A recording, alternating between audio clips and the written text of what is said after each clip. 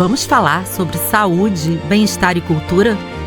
Natureza da Cura, o podcast está no ar. Sejam bem-vindas. Obrigada. Bem-vindos. Estamos aqui hoje com a Maria da Conceição Lopes, que é terapeuta, mestre em saúde coletiva, escritora e um monte de outras coisas, assistente social. Mulher. Com a Paulinha Jubé, que é atriz e aniversariante E mulher. Fazendo 40 anos. Do lado de vocês, mulheres, obrigada. Obrigada pelo Bom, convite. prazer é nosso estar comemorando seu aniversário aqui hoje. E eu vou pedir para vocês se apresentarem primeiro e falarem aí da trajetória de vocês. Quer começar? Então, estou muito contente de estar aqui, celebrando esse momento, celebrando a sua vida. E eu sou Maria Conceição Lopes, estou nesse momento, principalmente essa semana, como todo mundo, nessa reflexão de todo esse momento que a gente está vivendo como mulher dentro da sociedade brasileira. E creio que esse espaço da revista Natureza da Cura e do podcast e de outras novidades que a Marta colocará são imprescindíveis, porque nós mulheres precisamos caminhar juntas. Então, muito obrigada por esse espaço, Marta, pela sua criação, pelo convite, por estar aqui com ela. Mais uma vez, né, Conceição, aqui com a gente. A Paulinha Muito pela primeira obrigada. vez. Pela primeira vez eu tô aqui, vim quarentar com grande estilo aqui com vocês duas. Obrigada. Fala da sua trajetória pra gente, Paula. Ai, quando eu nasci em 1986. Hoje em dia você começa a procurar lá, passar de nascimento. Eu faço aquela lista assim. Ai, que mico. Tem sala mico mais. A gente é antiga. Mico já não se usa. Ficante já não se usa. Peguete também. Não é nada. Você não fala nada. Ah, não. Tô com fulano. Né? Tava transando com fulano, tava com cicano. Não tem nome mais. Careta. Mas eu ainda adoro paquerar. A palavra paquerar. Paquerar é bom. Paquera, galera. Descobri que... tem o crush, mas o crush eu acho que é quando você ainda não pegou também. Então, Você é paquera, crush é paquera. É Date é o encontro. date. Acho que boy ainda se usa pra... Foi estranho pra gente falar boy. Boy lixo, principalmente. Boy tóxico. Boy tóxico. Esses são muito namoro. Nunca saíram. Nunca saíram. Vem cá, Paula, conta da sua trajetória como atriz pra gente. Eu sou atriz, eu comecei com 16 anos a fazer teatro. Escola, depois Cal, aí eu me formei em cinema e publicidade na PUC, e aí eu fui fazendo peças, fui pra Record, fui pro Porta dos Fundos, veio a pandemia, mudou completamente todo o rumo de todo mundo, né, da minha vida pelo menos, da vida do Porta, da vida dos contratos, e aí eu comecei a fazer psicologia na pandemia, e eu tô me formando agora. Então tem todo esse combo aí, esse mix de coisas que eu sou, e roteirista hoje em dia também. Que legal. Muito bom. E eu queria começar com vocês hoje falando, porque como estamos na semana aí que se comemora, no mês, né, que se comemora o Dia Internacional das Mulheres, né, é uma data estabelecida pela ONU, eu gostaria de perguntar, será que temos algo temos muito o que comemorar? Temos algo, com certeza, avançamos, mas eu queria saber a opinião de vocês, se temos mesmo, diante de tantos feminicídios, casos de estupro, violência contra a mulher, nós temos que comemorar. Numa sociedade em que todos os dias é dia do homem, que tira um dia para lembrar o que está acontecendo, né? Eu acho que o que a gente pode comemorar é o fato da gente estar falando cada vez mais abertamente, porque há uns 10 anos atrás eu acho que a gente ainda se enfiava em relacionamentos sem ter muita noção do quanto era maléfico pra gente e os lugares de submissão que a gente sempre se colocou. Hoje em dia, o que aconteceu, eu acho que quanto mais a gente falou, mais se posicionou, mais as mulheres disseram não, tá tendo uma reação masculina. Eu acho que os homens não estão mais gostando desse posicionamento de eu não tô mais numa relação tóxica, você é tóxico. Eles estão matando, eles não estão achando isso muito legal. Então eu acho que perto desse avanço que sim, a gente tem que celebrar, tem esse retrocesso do mundo conservador falando, não, vocês não vão passar daqui. E a gente está se olhando falando com medo, né, de ser violentada, de ser, aí vai ser editado, mas nada, de ser de todas as formas, até psicologicamente, A gente tá um pouco com medo, um pouco assustada, mas a gente não tem mais como retroceder. Não dá pra, nada que avança muito tem como retroceder para o zero. Isso é um fato, né? Mas que nós percebemos muitas mulheres machistas. Ontem eu fui fazer minhas unhas, e aquele papo de salão que eu odeio, Mas é um tava lá ouvindo uma mulher falando que muitas mulheres inventam que foram estupradas, inventam que não sei o quê, e que ela tem muita pena das mães dessas adolescentes que estupraram em grupo, uma adolescente e outras pessoas, né, que já vem aparecendo outros crimes, porque eles devem pensar, onde foi que eu errei? Pelo amor de Deus, né? Me deu assim um embrulho no estômago. Eu falei, gente, ainda bem que eu não tenho filho, porque eu jamais faria essa relação. Ai, é da idade do meu filho, ai, é não sei o quê, tem que pensar, igual o caso do cachorro, que nós nos encontramos até no dia que tinha acontecido, aquele bando de adolescentes, as pessoas, ai, tem que pensar porque adolescente, não sei o quê. Gente, se eu tivesse um filho que fizesse qualquer maltrato com um animal ou com uma mulher, ou com quem quer que seja, ele seria punido por mim também, não só ia querer que a justiça o punisse. E não entrar nessa de, eu tenho um filho adolescente, eu tenho que pensar. Não, peraí, né? Eu acho, Marta, que você tocou num ponto que é muito importante que a gente reflita, que é a normatização. As pessoas acabam, nós, a sociedade, a gente acaba normatizando, achando normal e justificando a violência. Eu acho que essa questão de justificar é muito grave, principalmente, por exemplo, quando o abusador ele está dentro da família. Existe toda uma dificuldade de se identificar a pessoa como abusador e não com o nome dele da pertença da família. Sim. Não, ele é meu pai, ele é minha avó, ele é meu tio. Não, ele é um abusador. Nomear isso é muito difícil dentro da estrutura familiar da nossa sociedade, que desde sempre, né? Eu, por exemplo, fui ler a origem do nome, de um determinado nome no Brasil, e aí eu fui nessa busca, vi que, por exemplo, ela começou com o casamento, a paixão de um ex-padre com uma jovem de 15 anos. Estamos falando lá do século XVII. Pedofilia. Que paixão é essa? Então a gente vê que existe uma normalização desse assunto, existe as desculpas, as justificativas e um pano dourado sobre a violência. Por isso que as delegacias especiais de mulheres foram concebidas na década de 80 e nós estamos em 2025 e elas ainda estão no Brasil lutando para se estabelecerem.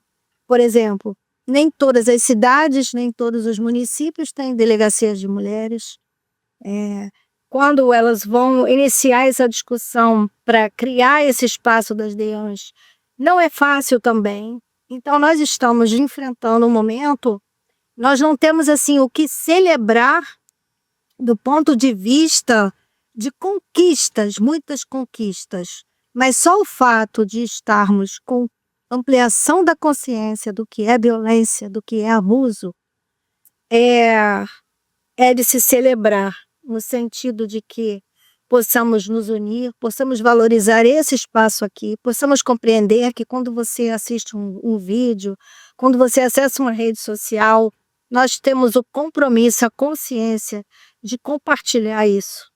Porque pode ser que outra mulher ainda não esteja observando e não tenha ainda a consciência do abuso que ela está vivendo. A gente ainda não falou de recorte de classe, né? Porque a gente fala que teve avanço na nossa bolha, mas na Ilha de Marajó não acho que teve nenhum avanço.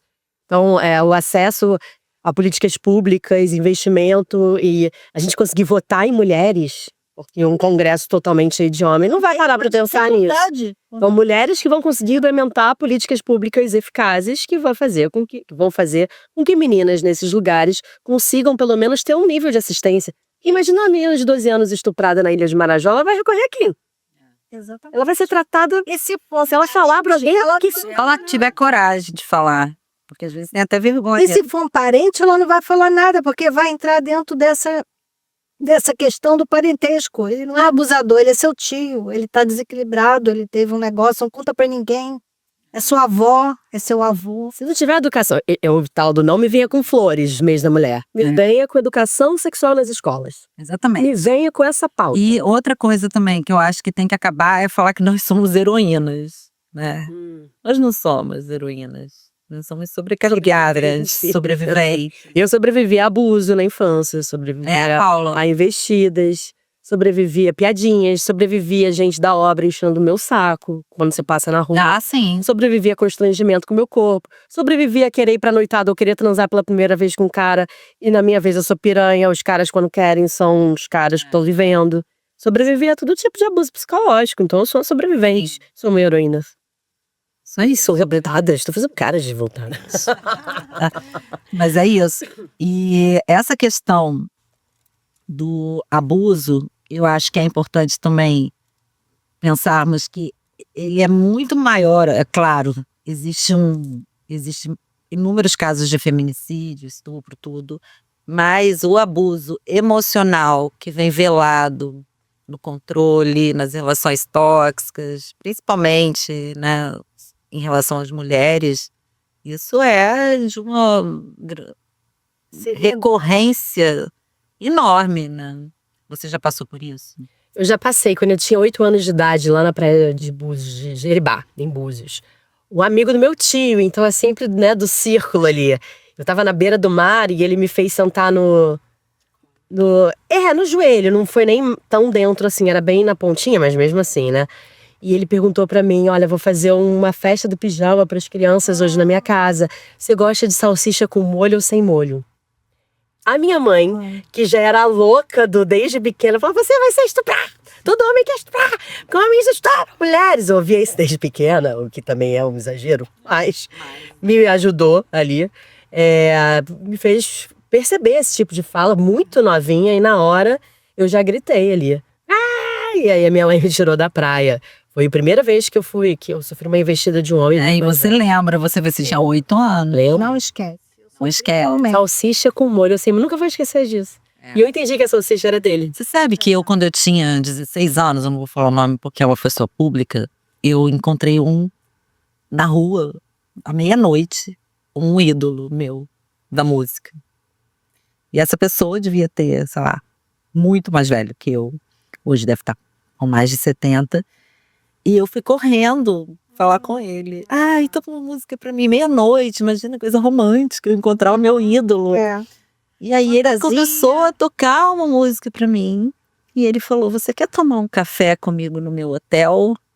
E aí eu falei pra ele, olha que ingenuidade. Eu falei, não, desculpa, mas é porque café à noite me tira o sono. Eu achei realmente que ele queria tomar um café. Mas você vê que eu nunca mais esqueci disso. Ainda bem que você não toma café à noite, hein, gata?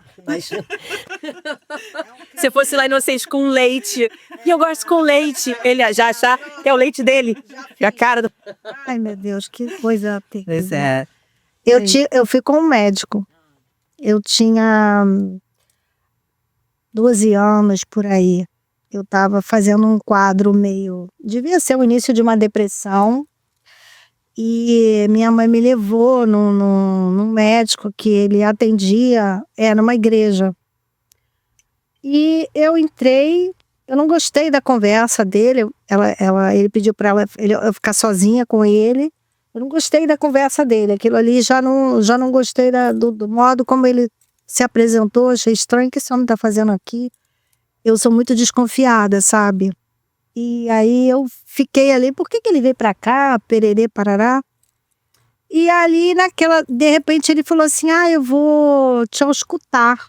Eu tô aqui por causa de tristeza que eu tô sentindo, minha mãe me trouxe, por que você não tem que me escutar aqui alguma coisa? E ele passou a mão, né, no meu peito, no meu seio, ele veio com a mão cheia assim. E aquela sensação eu nunca mais esqueci. Eu tô contando aqui, eu não esqueci, né? Ele não contava, era com a minha reação, Claro. né? Então ele veio, aí eu E a gente vê isso em líderes Eu fui espirituais. reagir a ele, né? Ele não esperava isso, porque eu era uma adolescente ali muito tímida. Ele levou um susto comigo, né? Não, ele mesmo, não, sem querer, não sei o que. Eu empurrei ele Olha, e fui embora da e sala. a gente vê, né, isso tudo assim, essa recorrência com anestesistas, com várias, enfim, Mas, líderes Marta, o religiosos. abuso é algo que capilariza, é algo que fica, é um plasma, é uma coisa muito ruim, né? Porque durante anos isso afetou a minha sexualidade, isso afetou as minhas relações sexuais, Claro. a tudo, né? E até- Transar para mim ficou sendo uma coisa difícil, lidar com me olhar no espelho, olhar minha mama, me acariciar, isso tudo foi Ficou, muito né? difícil para mim. eu imagino. E, e você que é uma pessoa que tem, né, ali um apoio familiar, que tem instrução, você imagina isso nas meninas que não têm um apoio familiar. Não, gente, a sociedade nos odeia. Eu sempre achei essa frase muito, não, calma. Como assim odeia a mulher? Não, óbvio que não. Mas depois quando você para pra pensar que é uma sociedade em cima de uma Bíblia que fala que a Eva seduziu o pobrezinho do Adão. Ela falava com a serpente, olha que malévola. E aí, tadinho dele, seduzido por ela, pecou. Então, uma sociedade que é baseada numa crença dessa, não tem como não odiar. Não tem como não ser nossa culpa. E já as deusas gregas, assim, é Zeus, né? As deusas eram perversas, ou História competiam. a mulher. É toda contra. E colocam as mulheres umas contra as outras, né? Isso agora até que está muito esclarecido, mas antigamente não era a rivalidade entre mulheres, não era tão, digamos, não era uma coisa consciente, né? Era quase uma coisa impulsiva mesmo, né, das mulheres, de impulso. A educação já era assim, né? Ela é sua rival. É porque você precisa ser escolhida por um homem. Se a gente precisa ser escolhida, a gente é passiva, eu tenho que tirar minha concorrente aqui. Porque senão eu vou chegar... Disputa. Você já nascia numa disputa, É isso. né? Você já nascia em disputa. Porque chegar aos 40, você que escolheu não ter filho, eu também não tenho, sem filho, já é um outro sentido pro 40 da minha mãe, da sua mãe. Exatamente. Porque a gente não fez o mesmo caminho. É muito solitário, dá muito medo, não é tão uau, que delícia. Você faz vários questionamentos, nossa, como é que vai ser esse meu envelhecimento? Porque eu não tive referência. Para elas, assim, a estabilidade de vida já estava muito marcada pelos marcadores sociais, com filho, empoderada e tal. A gente não, a gente tem que reinventar a roda aqui. Falar, 40 não são os novos 30, 40 são os novos 40. Como é que a gente vai fazer a partir do que a gente tem? A gente fez escolhas diferentes.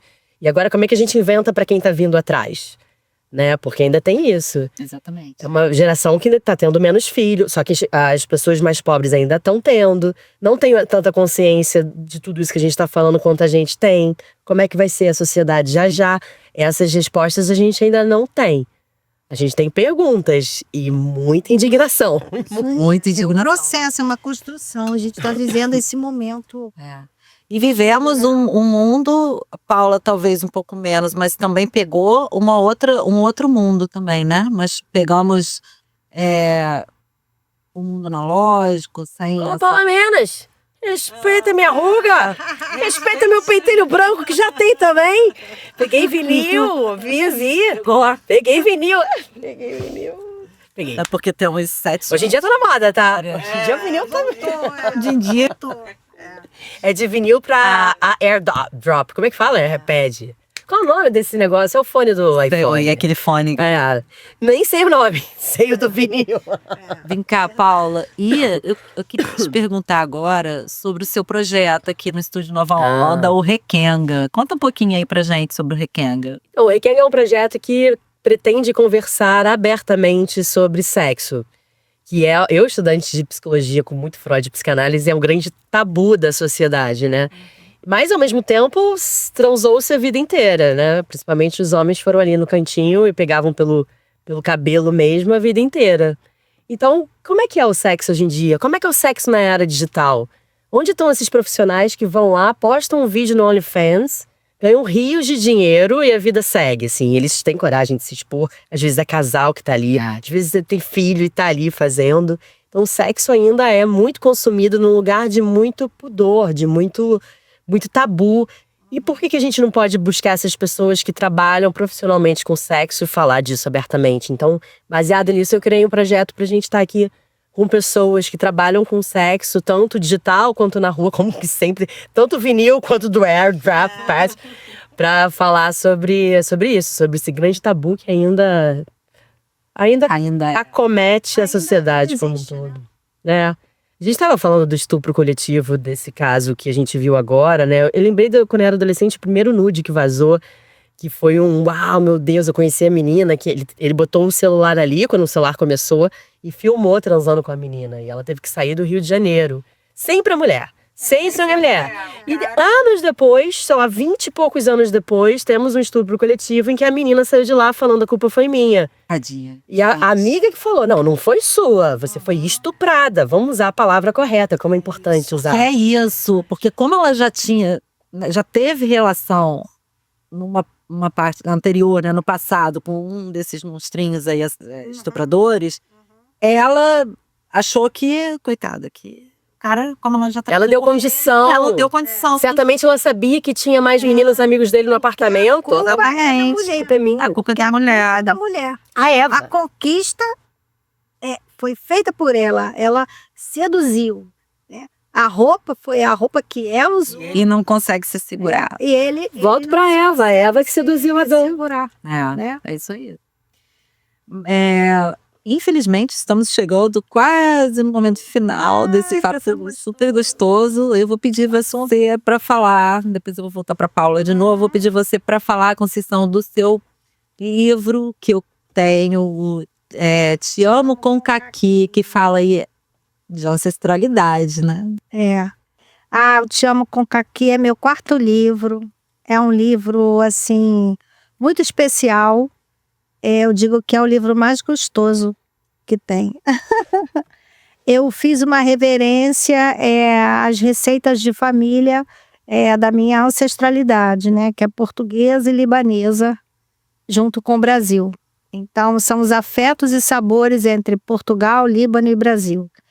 E ali eu vou, na introdução, eu relato um pouco da minha família, um pouco dessa questão dos refugiados, que é um tema também muito importante hoje, né? Quando eu hoje vejo essas guerras, eu penso muito na minha ancestralidade, na ancestralidade de quase todo mundo, porque a Terra, nós somos viajantes, então ninguém é dono de lugar nenhum.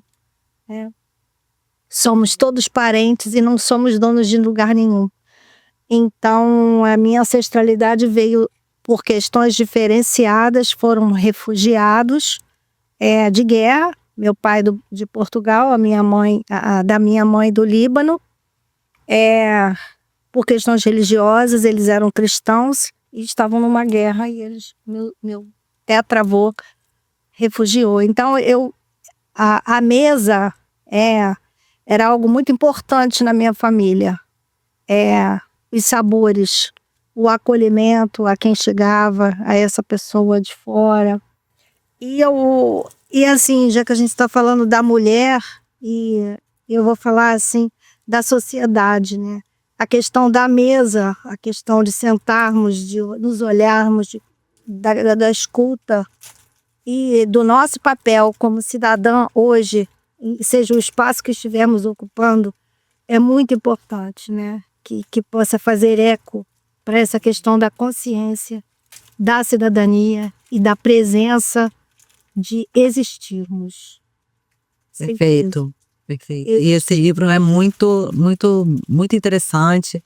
Eu acho que é tudo que leva a esse afeto, e que tem uma coisa muito interessante que eu já ouvi você falar, e é muito isso mesmo, são as pessoas que não conseguem dizer eu te amo, e dizem eu te amo, que é aí que vem o nome do livro, Te Amo com Caqui. Então, como a pessoa não sabe expressar o amor, ela te dá em comida, um bolinho que a avó te dá, né? Ela não sabe abraçar, não sabe dizer que ama. Maravilhoso o título, maravilhoso o livro. Parabéns, Conceição. Paulinha, Como você pensa? É claro que nós aqui não somos pessoas rasas que achamos que através de qualquer medida de muita violência nós vamos acabar com um problema, né? Como algumas pessoas pensam, mas na sua cabeça, na sua vivência, como você pensa que essa questão do estupro, principalmente envolvendo adolescentes, porque isso dói muito de pensar que são pessoas que estão começando a vida, que eram dessa forma, né? Isso já é tão falado, né? Como esses adolescentes, essas pessoas tão jovens, né, não têm esse esclarecimento, e são pessoas que têm educação, assim, educação que eu digo acesso, né? É a Pedro II, colégio. Exatamente, tem acesso. Então, como você vê que isso pode despiorar? Despiorar é muito bom. Eu acho que é com mais debate, mais política pública, com certeza, e com falar punição, mas eu acho que tem que haver uma revisão social. Quantidade de mulher que comenta barbaridade em relação a esse caso mesmo. Quantidade de mulher que acaba... Foi paralelo a coisas gravíssimas que aconteceram já em 2026, como aquele juiz que disse sim para o casamento de um homem de 35 com uma menina de 12, e que depois a gente viu que ele também é um abusador, ou seja, ele se protege. A sociedade protege eles como um todo. E outra, a fala da Solange no BBB, super problemática. Sou filha de prazer, não de estupro. Nossa, amor, se você for parar pra pensar, quem no mundo não é filho de estupro? Se você for revisitar um tataravó, lá nos nossos primórdios, fomos todos filhos de estupro. Porque era assim que se fazia, inclusive nos casamentos. Não existia possibilidade de dizer não para um marido. E a mulher sentia prazer, muitas vezes. As pessoas não conhecem o órgão genital feminino. A gente não viu nunca pichado em muro, em carteira de colégio, desenhado uma xoxota. A vagina, né? A xoxota. Era sempre um pênis, sempre. Então a gente sabe desenhar um pênis. O nosso prazer e como a gente conhece o nosso órgão genital é nulo. Eu não sei destrinchar exatamente o que eu tenho aqui. E com certeza os homens não. Ou seja, homens, vocês não sabem fazer sexo oral, desculpa. Não tem como vocês saberem. Porque vocês não desenhavam buceta na carteira. Nem eu. Nem eu. Então, assim, eu acho que é um desconhecimento geral de nós, como cultura e sociedade, em relação a um medo da vagina. Quem tem medo da vagina? E no ano que a gente descobriu que aquela médica maravilhosa, Tatiana, veio com a cura de uma proteína... Sim. Que vem da placenta, meu amor. Por que Deus é homem? Não é, desculpa, tá tudo errado. Então... Exatamente, essa proteína ainda tem o símbolo, né, de uma cruz. De uma cruz. Essa parte religiosa eu deixo pra quem tem de religião, que eu não entendo. Mas eu acho isso muito... Dizer o quanto me afetou negativamente. Na placenta, isso realmente Porque o Flávio Bolsonaro usou isso aí, eu vou falar disso, olha que interessante. Não, mas ele sinal da cruz. Porque ele não tá nem cruz credo, né? Não, cara, você falar da minha placenta pra falar de cruz, pra você ganhar a eleição. Ele tá se aproveitando de uma... Não pode misturar espiritualidade com religião. Não, isso é... E nem com política também, né? Porque ele se aproveitou disso para dizer que ele não é tão contra a ciência, assim, né? Exatamente. Isso também exatamente. Mas na hora da vacina, da Covid... Cortar verba de universidade, quer que tudo isso... Exatamente. Então vira um grande plano eleitoreiro. Nicolas fazendo vaquinha aí na chuva, sendo que não foi contra o Zema cortar completamente aquela verba para desastre natural, enfim. Mas voltando, eu acho que é uma questão cultural. E é só com educação sexual nas escolas, isso não vai mudar. Porque as famílias muitas vezes não vão fazer. E os pais reclamam na reunião de pais que estão falando sobre educação sexual. Não quero falar de machismo. Não, isso não é pauta aqui para a escola, porque, gente, é matemática. Não é matemática. Sim. Então é um trabalho hercúleo, cultural mesmo. A longo prazo. Muito obrigada. Queria agradecer muito a presença de vocês, Paulinha. Você que está fazendo agora 40 anos. Vai precisar desses cuidados. Esse aqui é o meu segundo livro. Rejuvenescimento integrativo, autoconhecimento e autocuidado através de técnicas da medicina chinesa. São tratamentos naturais que vão ajudar você a conservar esse rostinho lindo que Deus te deu. Conheça o vagina, porque eu também assim. Desde que tenho pentelhos brancos novos surgindo com 40. Mentira, o meu não. O meu tá. Muito obrigada, meninas. Muito obrigada. E eu Obrigada a queria você. também finalizar aqui falando que nós estamos aí criando o Clube Natureza da Cura. E nós já temos alguns terapeutas integrantes. Um deles é a Maria da Conceição Lopes. Temos o João Bernardo, que é terapeuta. Temos o Dr. José Pêssego, que é um médico homeopata. Ângela Correia, que é fonoaudióloga, psicomotricista, musicista, também integrante do grupo Mulheres de Chico. Temos a Lília de Andrade, que é numeróloga. A Ângela Maria Pinto Martins, que é psicóloga e terapeuta reikiana, mestre reiki. Isso Nós tudo você falou sem ler. Temos aí esse Ó. clube começando. Ela tem a técnica. Temos esse clube aí começando, então eu vou pedir só para Aí que eu queria falar para você. você esse livro, recentemente, é o meu terceiro livro, Natureza da Cura, que é parte desse projeto todo, Natureza da Cura. O prefácio foi a minha amiga que escreveu. Quem quiser adquirir esse livro pode me pedir, que Maravilha. comigo e a venda na loja Acupuntura Center em Botafogo. Gente, muito obrigada. Foi lindo estar com vocês aqui e quero que vocês retornem a casa. Boa sorte com seu novo. Obrigada. Prescindível. Até a próxima. Muito obrigada.